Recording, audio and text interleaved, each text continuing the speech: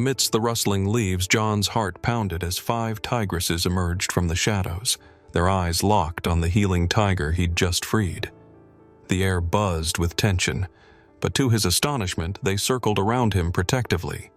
But what happened next will shock even those who thought they'd seen everything. But first, let's go back to the beginning. The forest was dense, its canopy woven so tightly that only scarce beams of sunlight filtered through, creating an ethereal pattern on the forest floor. John navigated the terrain with the practiced stealth of someone who had spent countless days and nights becoming one with it. His senses were heightened in this part of the forest, notorious for poachers who cared more for profit than the vibrant life the forest held. Today, John's mission was no different. Patrol, observe, protect. The forest air carried whispers of life, each rustle and chirp telling a story. It was a symphony that could only be fully appreciated with undivided attention and profound respect. Yet, amid this natural harmony, a discordant note caught John's ear, a low, distressed growl cutting through the tranquility. Instinct steered him towards the sound, with urgency pumping through his veins. The growl grew louder, revealing not just the anger of a beast in distress, but the unvoiced plea for liberation. It was the call of a creature caught in the cruel machinations of human greed, the vibration of desperation that resonated with John's profound sense of duty. With each cautious step toward the source, he felt a growing weight of responsibility. The dwindling numbers of majestic tigers had been a harsh reality John had dedicated his life to overturning, fueling his relentless drive to preserve these symbols of power and grace. As John closed in, the sight that greeted him was as heart-wrenching as it was angering. A magnificent male tiger ensnared in a poacher's trap, its once majestic form reduced to suffering. Its orange and black coat, a testament to nature's art, was marred by the cruel embrace of metal that cut into its limb. The tiger's golden eyes met John's, filled not just with pain but with a flicker of defiant spirit that had not yet been extinguished. The tension was palpable, a silent dance of understanding unfolding between man and beast. John stayed just outside the tiger's strike zone, knowing that fear still gripped the creature as tightly as the snare. He spoke softly, his voice a calm presence amid its turmoil, offering assurance as much to himself as to the animal. Each moment was pregnant with risk, the razor's edge between rescue and retreat. With skilled hands, John assessed the trap, his every movement measured for its potential to either soothe or startle. His tools were a glimmer of hope against the backdrop of despair, his resolve a beacon in the gathering shadows. As the minutes stretched to hours, the forest held its breath, nature pausing while one of its own was pulled back from the brink. In those moments, their worlds converged. John's hands moved with both precision and gentleness born of years of passion. The tiger, though wary, sensed the intention beneath the touch. Here, amid the looming trees and whispered warnings of the forest, an unspoken bond was forged. Life aiding life in a fragile dance of trust and survival. As the snare finally yielded, releasing its cruel hold, the tiger retreated a pace, its growl softened to a murmur. A gesture not of threat, but of wary gratitude. The immediate danger past, John remained, watching as the tiger limped away, a silent testament to resilience and the enduring spirit of the wild.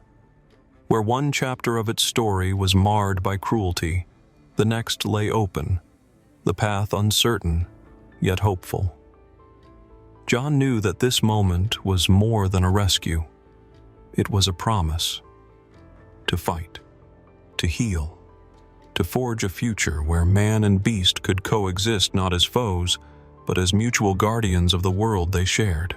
John's heart was pounding in his chest as he knelt beside the massive creature, its fiery gaze fixed squarely on him, half with agony, half with an innate wariness of the unknown. The forest, thick with the whispers of the wind weaving through tangled branches, seemed to hold its breath, echoing the monumental significance of the moment. The male tiger lay panting softly, its breathing uneven, as though unconvinced of its newfound freedom.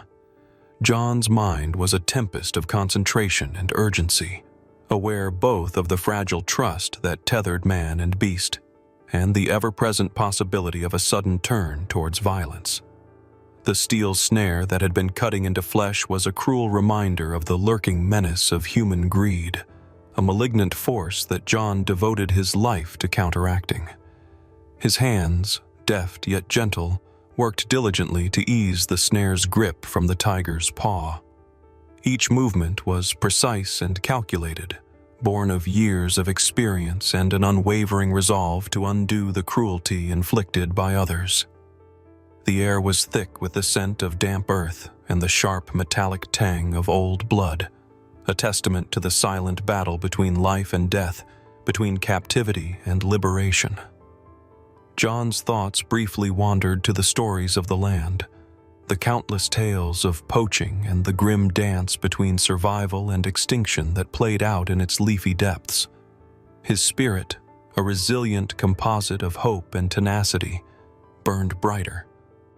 Every small triumph, such as this one, fueled his passion further, informed by a belief that each life saved tipped the scales toward balance, that perhaps one more tiger's roar might echo through the forests for many years to come. As the snare finally loosened its vice-like grip, the tiger stirred, curiosity overtaking its initial mistrust. It regarded John with an intensity that was both unsettling and awe-inspiring.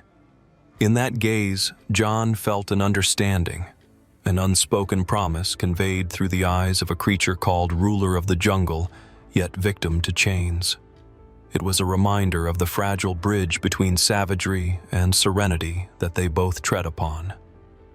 The moment of relief brought by the tiger's retreat was fleeting, though. John's peripheral vision picked up on movements amid the verdant camouflage of the forest. Eyes, 5 pairs of them, glinting like polished emeralds, penetrated the leafy shroud with an intelligence that resonated deeply within John's core. The tigresses emerged silently, displacing the underbrush in their graceful yet commanding stride. John's breath caught in his throat, the sudden shift from savior to potential prey heightening his senses. He remained motionless, a vow of non-aggression unspoken but loud in the silence. He knew these lands and their inhabitants well enough to understand that each shared heartbeat in this clearing was an entwined narrative of respect. The tigresses, silent sentinels, acknowledged him not with aggression, but with a scrutinizing watchfulness that was almost reverent. Time stretched thin, and in those pulsating heartbeats, a new story was carved into the annals of man and wilderness.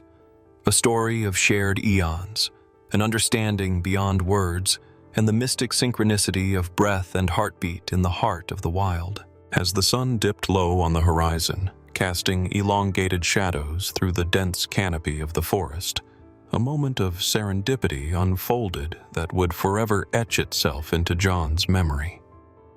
The stillness of the jungle was marred only by the soft rustle of leaves and the rhythmic calls of distant birds, creating a symphony that resonated within the heartbeats of the earth itself.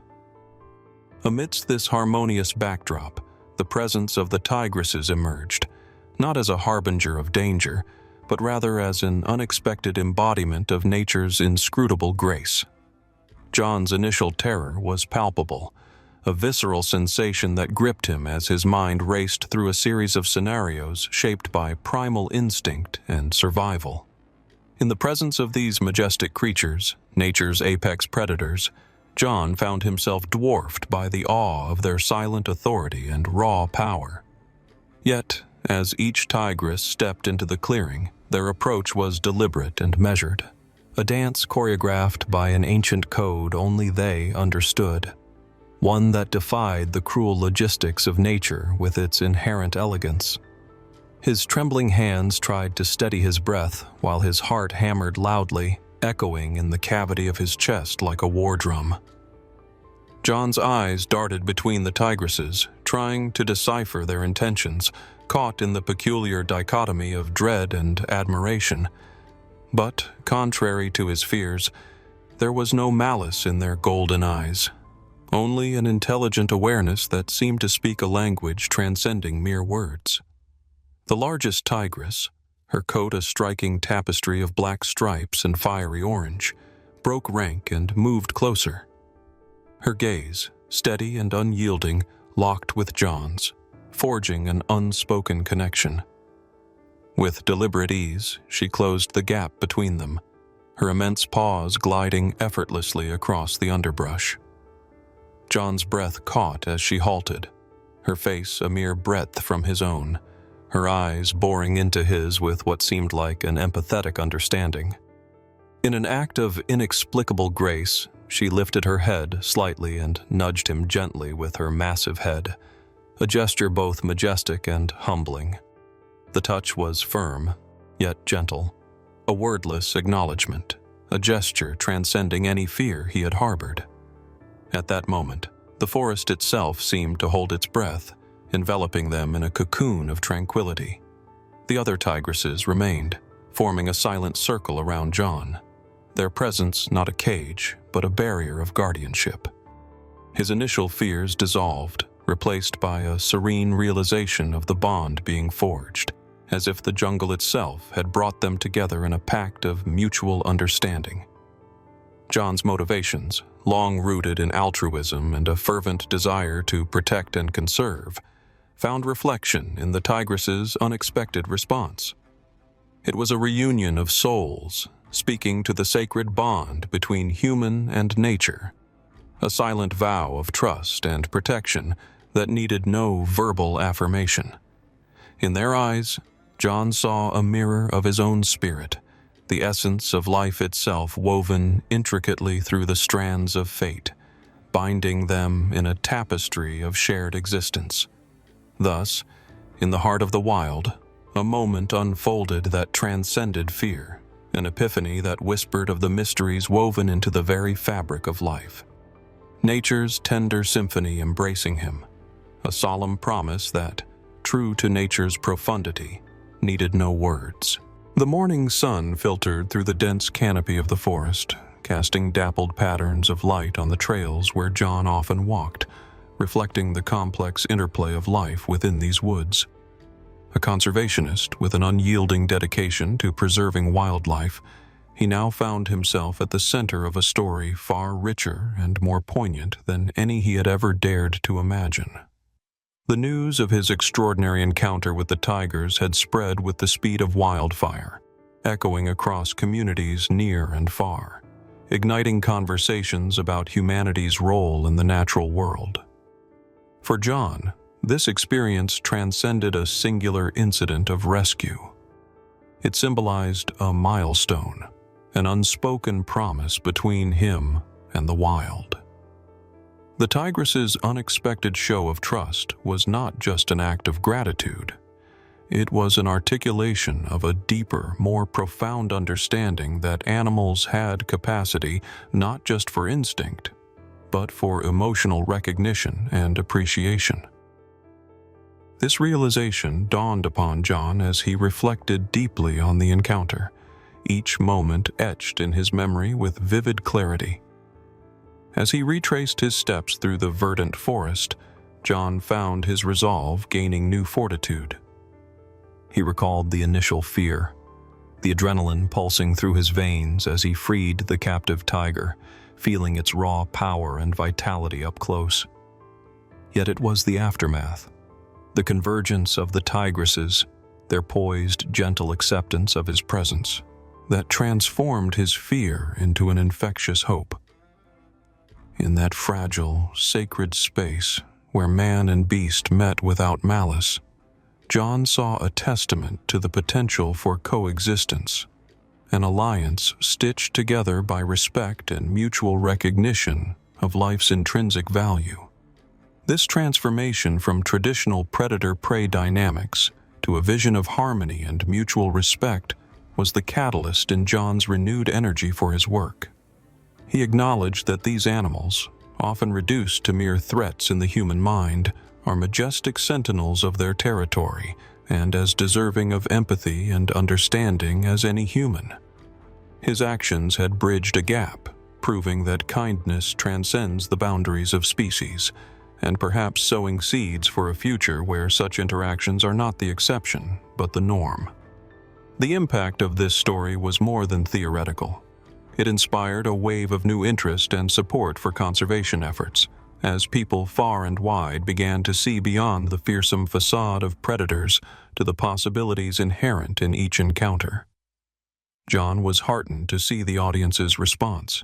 Individuals and communities inspired to rethink their relationship with nature, to embrace a sense of shared stewardship over the lands and creatures beyond their doorsteps. Thus, John's journey continued with a reinvigorated spirit, not alone but buoyed by the critical lessons taught to him by the forest and its denizens. He resolved to nurture and build upon these emotional bridges, fostering a legacy of understanding and trust that defied traditional narratives. Nature, in its unpredictability and splendor, had once again opened its heart to a willing listener.